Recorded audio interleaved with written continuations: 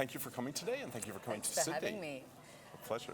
Can you tell us a bit about your job at Work Healthy? So I started off initially as a clinician. I'm a chiropractor.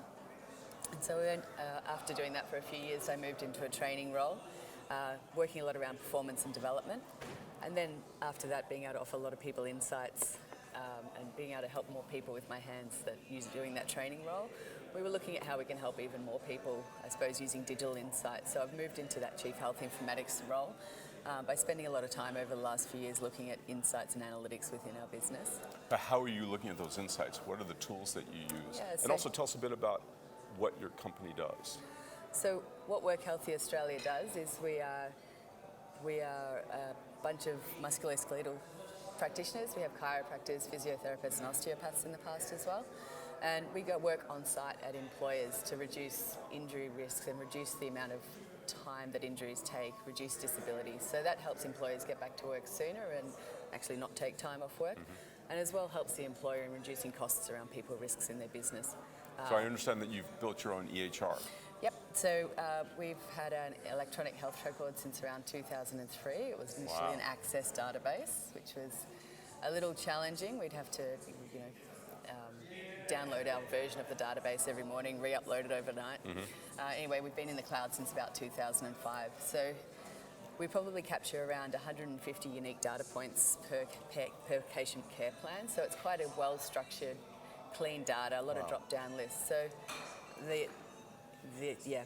the ability for that, the great data capture that we have within that allows us to do some of the analytics that we do now.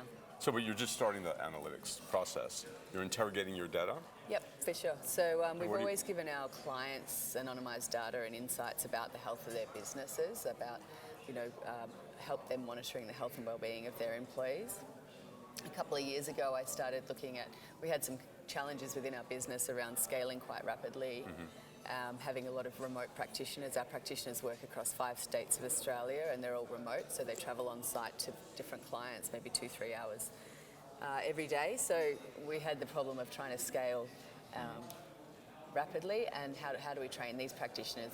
Based at our business is always focused on clinician excellence and quality of our care. So we had the problem of how we're going to train all these practitioners quite rapidly.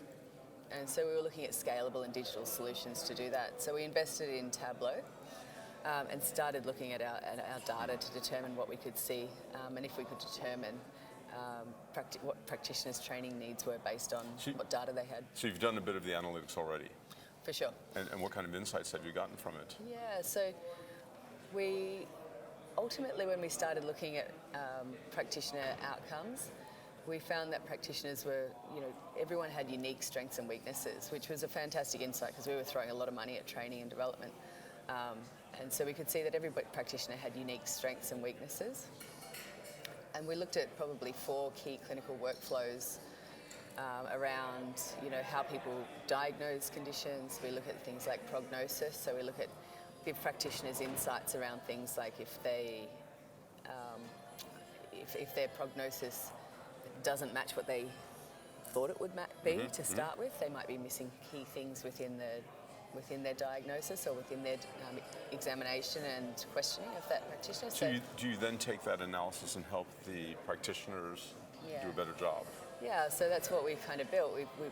We wanted to create a self-learning platform. Right. So my job at the time, I suppose, was spending a lot of time with coaching and helping practitioners around their outcomes. So it would be a lot of time spent on the phone trying to uncover these key insights. So by developing these dashboards, we wanted to create a system so practitioners could learn on their own. Right. So there's obviously a lot of challenges in that. But the ramifications for the employers is really important, because by doing that with your practitioners, you're enabling better care. And also I think you're getting insights on what's happening to prevent those injuries and to help the employees stay healthy. Is that right? For sure. So we've got those key indicators around the practitioner self-learning platform. Clearly we can share those insights with our clients to show the value-based care model that we have. We're capturing a lot of data around that. We capture a lot of data around, when we're one-on-one in the room treating patients, they tell us a lot of interesting information. So a lot of those key elements about what might stop a patient from getting better. Right.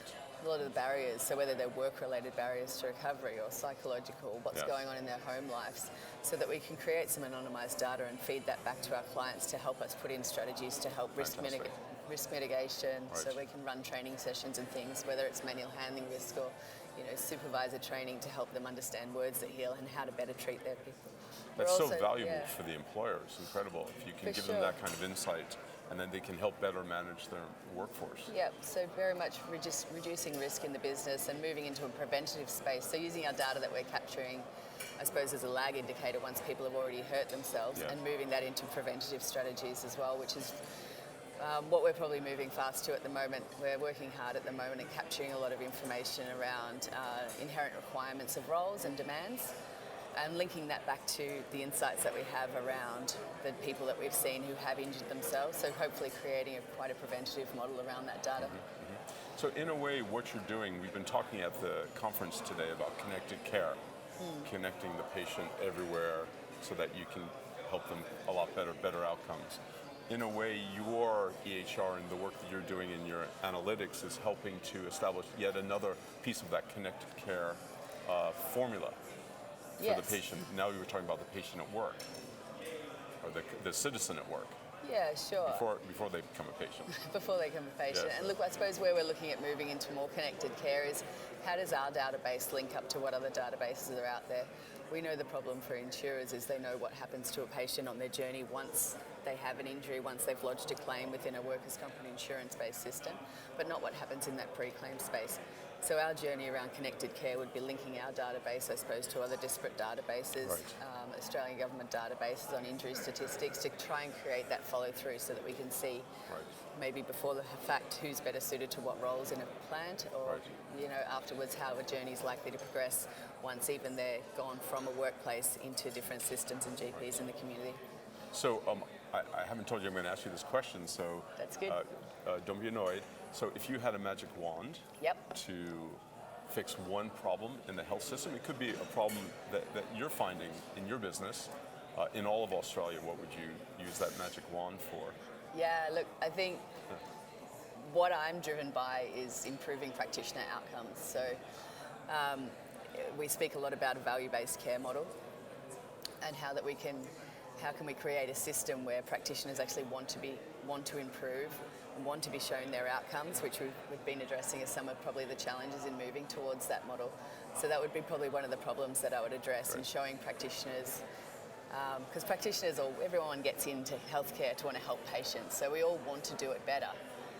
Maybe some of the systems that we have probably don't allow that practitioners to be their boss, or haven't had the ability to show practitioners what training interventions they have actually impact in an objective way their patient outcomes. So I think they're helping create a system like that and really help to improve our patient outcomes as well. That's great.